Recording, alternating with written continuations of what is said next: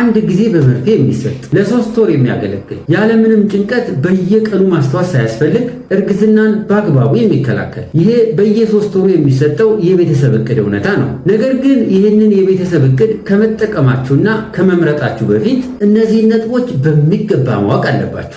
ስለሚያመጣቸው የጎንዮሽ ጉዳቶች፣ የረጅም ጊዜ ችግሮች፣ በተለይም ደግሞ የትኞቹ ሴቶች ናቸው በፍጹም ይህንን የ3 ወር መርፌ መጠቀም የለባቸውም የሚሉትን ነጥቦች አንድ ባንድ ብታውቋቸው ይመከራል። በየ3 ወሩ የሚሰጠው መርፌ ወይም ደግሞ ዲፖ ፕሮቬራ ለብዙ ሴቶች ተመራጭና በትክክል ሲሰራላቸው፣ ለተወሰኑ ሴቶች ደግሞ ተመራጭ የቤተሰብ እቅድ ላይሆን ይችላል። ሰላም ውድ ቤተሰቦች፣ ዛሬ በዚህ ቪዲዮ ስለዚህ የቤተሰብ እቅድ በተመለከተ ያሉትን እውነታዎችና በተለይም ደግሞ የትኞቹ ሴቶች ናቸው መጠቀም የሌለባቸው የሚለውን በተመለከተ ነግራቸዋለሁ። ለዚህ ቻናል አዲስ ከሆናችሁ ስለ ሴቶች ጤናና ስለ ማህፀንና ጽንስ ጤና በተመለከተ መረጃዎችን የማቀርብበት ነው። ታዲያ እንደተለመደው ቪዲዮውን ላይክ እና ሼር በማድረግ ጀምሩ። እንዲሁም ቻናሉን ሰብስክራይብ በማድረግ እና የደወል ምልክቷን በማብራት ቤተሰብ ሁኑ።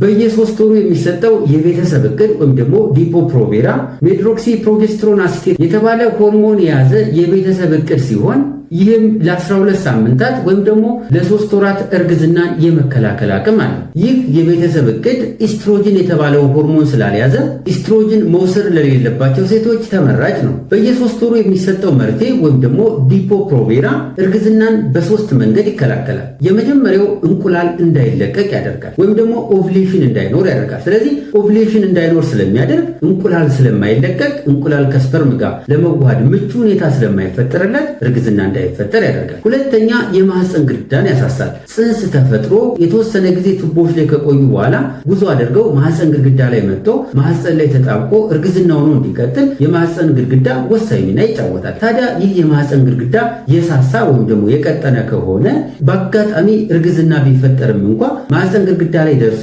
ከማህፀን ግድግዳ ጋር ተጣብቆ እርግዝናው እንዳይቀጥል ያደርጋል። ሶስተኛ ማህፀን ጫፍ ላይ ያለውን ፈሳሽ ወፍራምና የሚያጣብቅ እንዲሆን በማድረግ በቀላሉ ስፐርም እንዳያልፍ ያደርጋል።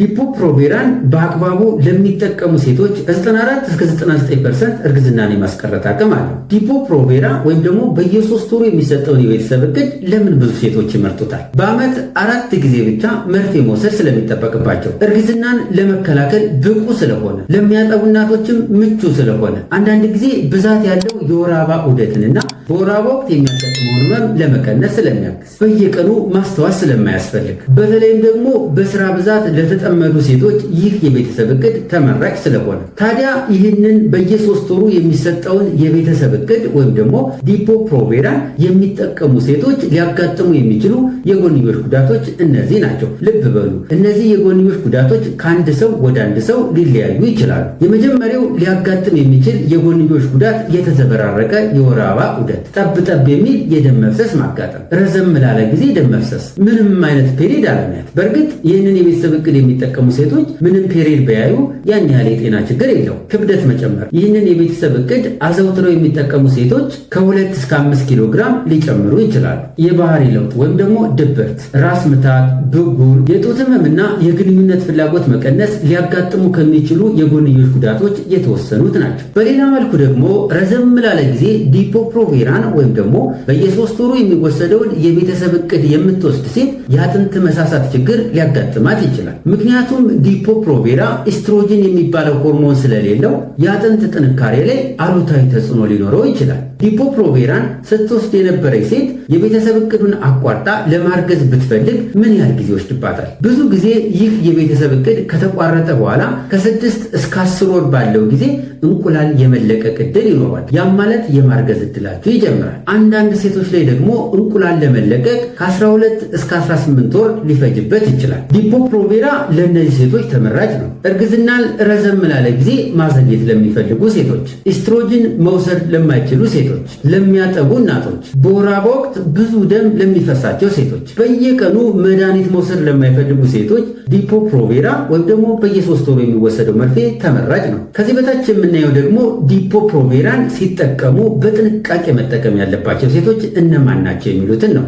የመጀመሪያው ከፍተኛ የሆነ የድብርት ችግር ያለባቸው ሴቶች ዲፖ-ፕሮቬራን መጠቀም የግድ ከሆነ ከሐኪማቸው ጋር በጥንቃቄ መመካከል ይኖርባቸዋል። ምክንያቱም በየ3 ወሩ የሚወሰደው የቤተሰብ እቅድ ድብርትን ሊያበብስ ስለሚችል። ሁለተኛ ለአጥንት መሳሳት ተጋላጭ የሆኑ ሴቶች፣ ለምሳሌ በቤተሰብ የአጥንት መሳሳት ችግር ከነበረ፣ ለረጅም ጊዜ ስቴሮይድ መድኃኒቶችን ሲወስዱ የነበሩ ሴቶች ከሆኑ፣ ክብደታቸው ከሚጠበቀው በታች አነስተኛ የሆኑ ሴቶች፣ እንዲሁም የቫይታሚን ዲ እጥረት ያለባቸው ሴቶች ለአጥንት መሳሳት ተጋላጭ ስለሆኑ ይህንን የቤተሰብ እቅድ ከመጠቀማቸው በፊት ሐኪማቸውን በጥንቃቄ ቢያማክሩ ይመከራል። ሶስተኛ በቅርቡ የማርገዝ እቅድ ያላቸው ሴቶች፣ ምክንያቱም ዲፖ-ፕሮቬራ ወይም ደግሞ በየ3 ወሩ የሚወሰደው የቤተሰብ እቅድ በተወሰነ መልኩ እርግዝናን የማዘግየት እድል አለው። ስለዚህ በቅርቡ የማርገዝ እቅድ ያላቸው ሴቶች ይህንን የቤተሰብ እቅድ ከሚመርጡ ይልቅ ሌሎች አስተማማኝና እንደተቋረጠ እርግዝና እንዲፈጠር የሚያደርጉ የቤተሰብ እቅድ አማራጮች ስላሉ